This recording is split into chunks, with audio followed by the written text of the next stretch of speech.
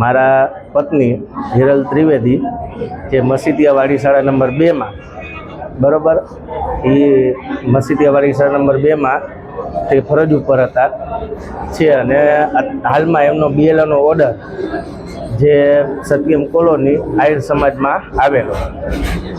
કાલે 11:30ની આસપાસ એમને અચાનક જ એમને ચક્કર આવ્યા અને અનકોન્શિયસ થઈ ગયા.